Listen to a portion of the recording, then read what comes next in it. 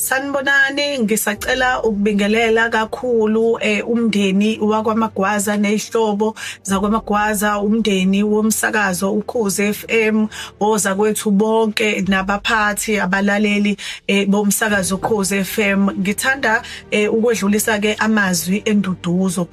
Igama lami mina nguZimdola uMamkhulu, ngenza iDanki 1223 uhlelo lwasemini khona la emsakazweni Ukhozi FM. Ngithanda ukudlulisa amazwi enduduzo emndenini wakaMagwaza, ihlobo, abangani ngokudlulelwa ubhuti wethu emhlabeni esasimthanda kakhulu.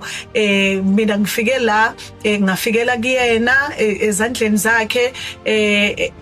Lo bhuti abengacwasani, uhleko lwakhe ngicabanga ukuthi wonke umuntu uyalwazi futhi ke uyalukhumbula. Ubehleze ejabule ngaso sonke isikhathi futhi ebengenqeni ukulula isandla asize la angasiza khona. Ngisho engasasebenzi nathi besikwazi ukuthi sixhumane naye, ubefona unjinji makukhona akudingayo noma afuna ukukubuza noma umuntu nje obevulelekile ngenhliziyo yakhe yonke.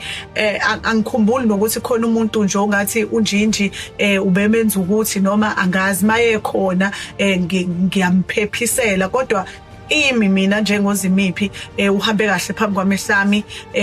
Izinto zonke ezinhle azenzile, ezenzela Ukhozi FM, ezenzela abalaleli boKhozi FM. Kunabantu ikusasa labe liqhakazile namhlanje ngenxa kanjinji. Siyasazi isandla sakhe sokubona ikhono kumuntu, siyasazi isandla sakhe emsebenzini, ubesebenza ngokukhulu ukuyikhandla.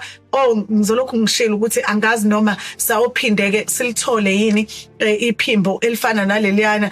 Mndeni wakaMagwaza, nilahlekelwe insizwa, nilahlekelwe ubaba, nilahlekelwe umuntu obese nekusasa eliqhakazile. Kodwa ke ngithi uNkulunkulu akayakhi imbenge engenaniphethi. Sengathi nje uJehova ngahambela kini njengesihlobo, aniduduze kukho konke nje, athela amazolo omoya wakhe enhlizweni zenu ezinosizi, niduduzeke. Thina abantu emhlabeni asikwazi ukunikeza induduzo epheleleyo, kodwa induduzo epheleleyo ivela kuJehova. Ngiyabonga.